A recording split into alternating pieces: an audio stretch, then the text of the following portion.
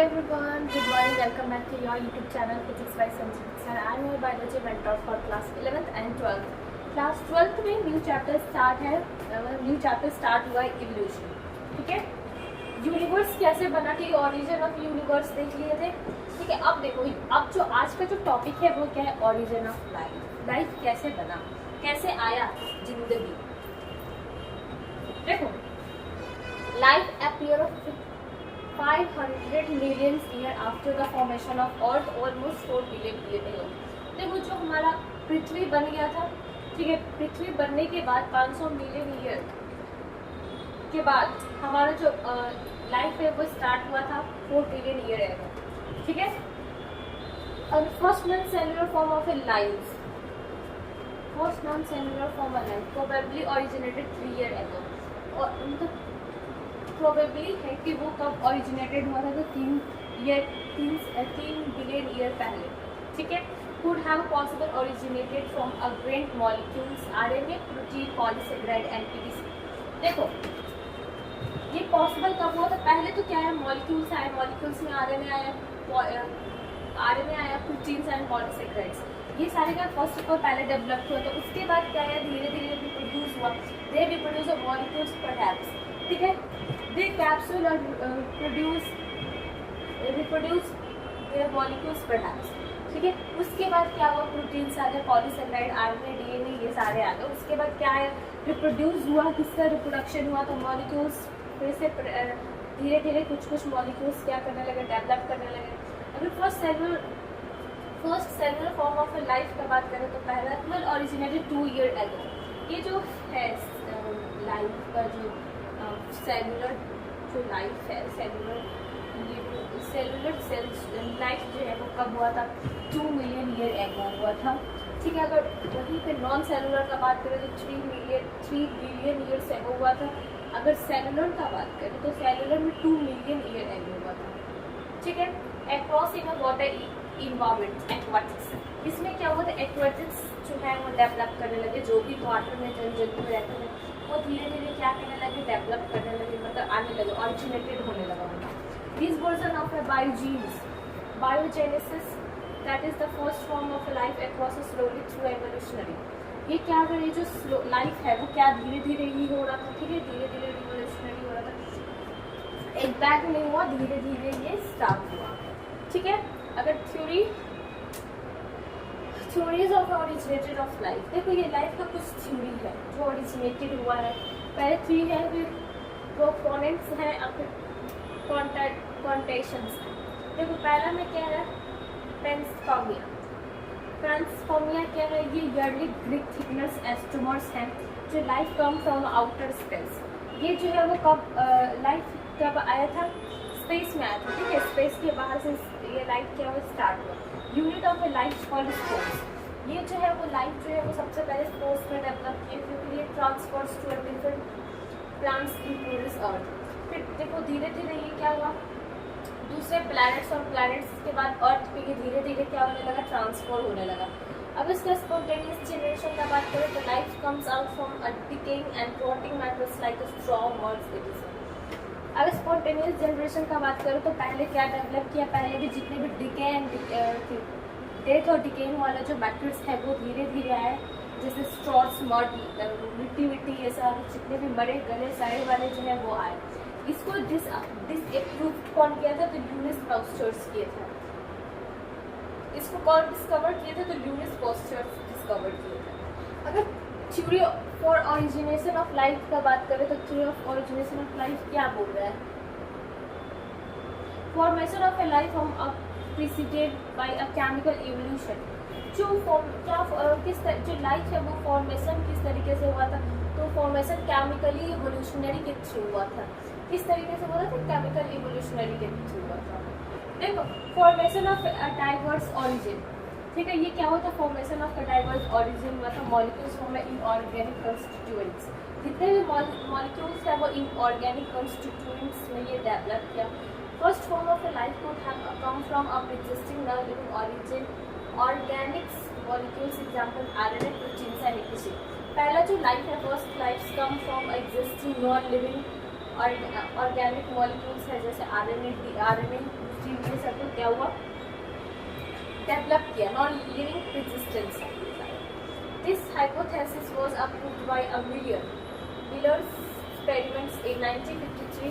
ऐसे Miller's American scientist जो first prove किए थे हाइपोथेसिस, जो प्रूव किया था वो फर्स्ट है, वो कौन है? मिलर्स है 1953 में। ऐसे ही मिलर जो है वो अमेरिकन साइंटिस्ट है, वो क्या किए, वो हाइपोथेसिस किया, ठीक है, वो प्रूव किया, ठीक है ना। Is a similar experiment over observe formation of sugar, nitrogen based pigments and fats. देखो ये क्या है, सिमिलर एक्सपेरिमेंट्स हुआ था, ऑब्जर्व किए थे किसका फॉर्मेशन, शुगर का, नाइट्रोजन का, बेस का, पिगमेंटेशन, पिगमेंट्स और फैट्स का। ये सारे का एक्सपेरिमेंट्स क्या किए थे, एक्सपेरिमेंट किए थे, ठीक है, ऑब्जर्व किए थे। Analysis of the meteoroids content also revealed similar component indicates that a similar process are occurring elsewhere in space. Space में जो मेट्रॉइड्स है वो धीरे धीरे क्या हुआ था, डेवलप किया था। Halliday's hypothesis of chemical evolution। देखो ये केमिकल इवोल्यूशन हो रहा है, यहाँ पे जो है वो आपको डायग्रामेटिक्स रिप्रेजेंटेटिव मिलियन के थ्रू जो एक्सपेरिमेंट हुआ था वो आपको यहाँ पे क्या है दिखाया गया है, ठीक है। देखो ओपेरियन रशिया और हैलिडन जो है वो इंग्लैंड के है, ठीक है। यहाँ पे जो आपको जो येलो कलर का जो ये दिख रहा है, ये क्या है, इसके अंदर क्या गैसेस है, इसमें क्या निकला, तो फर्स्ट ऑफ ऑल पहले इलेक्ट्रोड्स निकले, फिर ये स्पार्क डिस्चार्ज हुआ, जिसमें स्टिमुलस एनर्जी सोर्स था, क्या था, एनर्जी सोर्स था 800 डिग्री सेल्सियस पे, इसको क्या किया गया है, 800 डिग्री सेल्सियस इसको दिया गया है, तो ये क्या किया, एनर्जी को सोर्स कर रहे हैं, लाइट को स्टिमुलेट कर रहे हैं। उसके बाद इसके पास जो था वो एमिनो एसिड्स थे, ये बॉइलिंग वाटर है, यहाँ पे जो हो रहा है ये बॉइलिंग वाटर हो रहा है, यही जा रहा है हमारा एमिनो एसिड्स मिल रहे हैं, उसके बाद धीरे धीरे ऊपर जा रहा है, ये गैसेस बन रहे हैं 800 डिग्री सेल्सियस पे गैसेस बन रहे हैं। उसके बाद ये क्या कर रहा है, स्पार्क लाइटनिंग कर रहा है, मतलब लाइटनिंग को यहाँ पे प्रोड्यूस कर रहे हैं, जो एनर्जी सोर्स का लाइट जो है वो हम लोग का एनर्जी सोर्स है। उसके बाद ये जो दो लगे हैं वो क्या है, इलेक्ट्रोड्स है, ठीक है। यहाँ पे दो केमिकल गैसेस हैं, CH4 है और NH3 दिया हुआ, ठीक है। इसमें जो है वो H2A है, जो वाटर क्या कर रहा है, वाटर बॉइलिंग कर रहा है, ठीक है। वैक्यूम स्टिमुलेटेड रिड्यूस एटमॉस्फेयर, जो हमारा वैक्यूम है वो क्या कर रहा है, एटमॉस्फेयर को रिड्यूस कर रहा है, ठीक है। तो ये मिलियर का एक्सपेरिमेंट था। अब देखो जो नेक्स्ट है वो हमारा क्या, एविडेंस ऑफ इवोल्यूशन, हमारा कैसे एविडेंस ऑफ इवोल्यूशन है, ठीक है। पैलेओन्टोलॉजिकल एविडेंस फ्रॉम अ फॉसिल्स। देखो जो हमारा एविडेंस जो स्टार्ट हुआ था वो कब से स्टार्ट हुआ था, फॉसिल्स से स्टार्ट हुआ था, ठीक है। जो हमारा पैलेओन्टोलॉजिकल है एविडेंस, वो कब स्टार्ट हुआ था, एज अ फॉलिकल एविडेंस से स्टार्ट हुआ, ठीक है। फॉसिल्स क्या होता है, तो fossils are hard part of the life of hard rocks. Fossils जो है वो हार्ड रॉक्स से बनता है, ठीक है, हार्ड रॉक से मिलते हैं, और ये जो है वो हमारा जीवन का ही एक पार्ट है, ठीक है।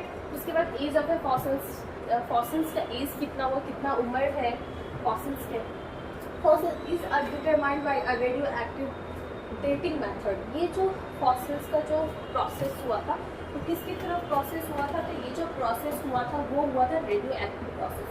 और फॉसिल्स का जो मेथड है वो किस तरीके से मेथड है, तो वो है रेडियो एक्टिव डेटिंग का मेथड है, ठीक है। Fossils of a differentiated life form of the different sedimentary layers indicated the geological periods in which the existing epoch periods are।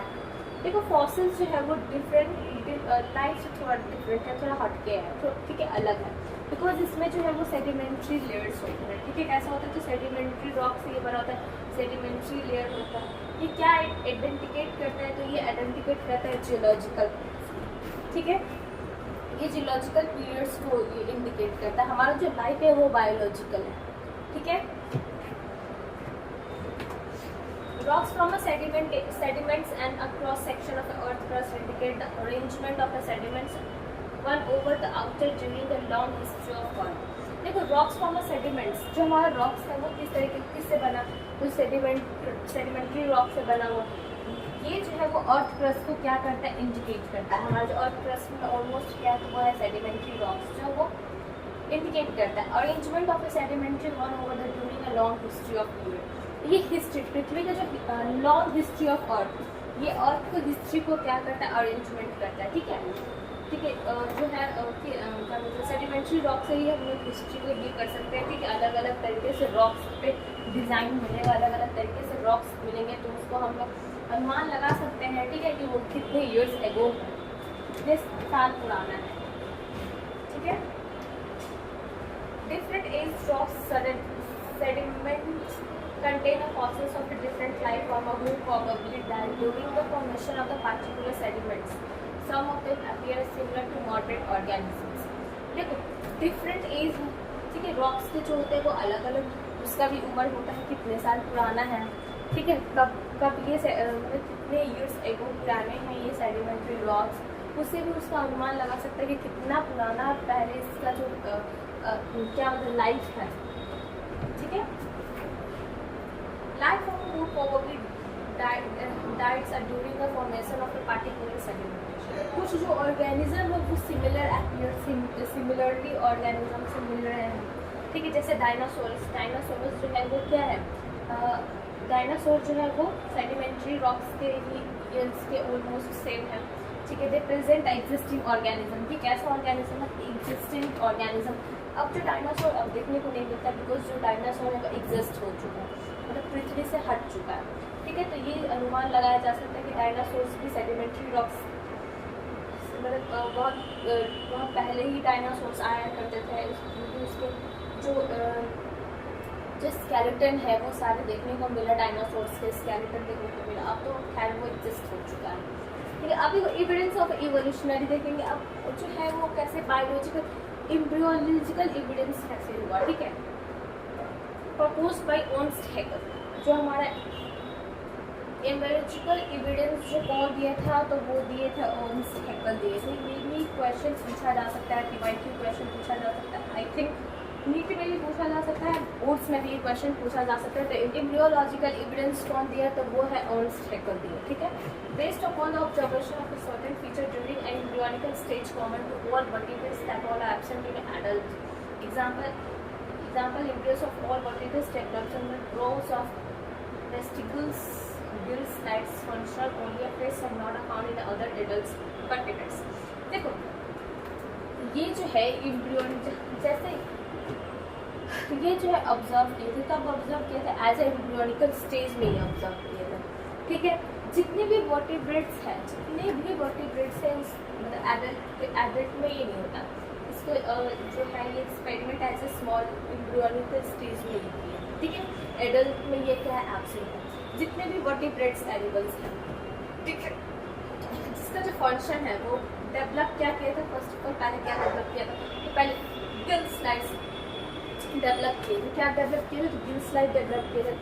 ये जो है ये function only of fish and not other.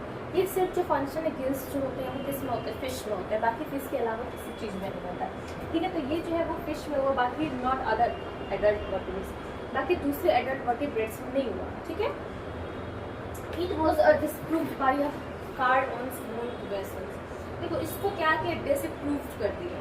ठीक है, तो इसको प्रूफ कौन किए, तो ये कार्ल ऑन्स्ट किए। ठीक है, ऑन्स्ट हैकेल जो है वो प्रूफ किए थे, बट इनका जो प्रूफ है वो डिसप्रूवल हो गया। ठीक है, तो प्रूफ नेक्स्ट कौन किए थे, तो कार्ल ऑन्स्ट किए थे। ठीक है, he note that embryo nerves passes through the adult stage other animals. ये किए थे कि जो एम्ब्रियोनिक जो है वो कभी एडल्ट स्टेज में भी वो पास हो सकता है। ठीक है, अदर एनिमल्स। देखो जो नेक्स्ट है वो क्या है, वो किस में देखेंगे, तो मॉर्फोलॉजिकली देखेंगे और एनाटॉमिकली देखेंगे, इंटरनली और एक्सटर्नली दोनों तरीके से देखेंगे। पैरामीटर्स क्या है, होमोलोगस और एनालोगस देखेंगे। ठीक है, होमोलोगस ऑर्गन्स और एनालोगस ऑर्गन देखेंगे।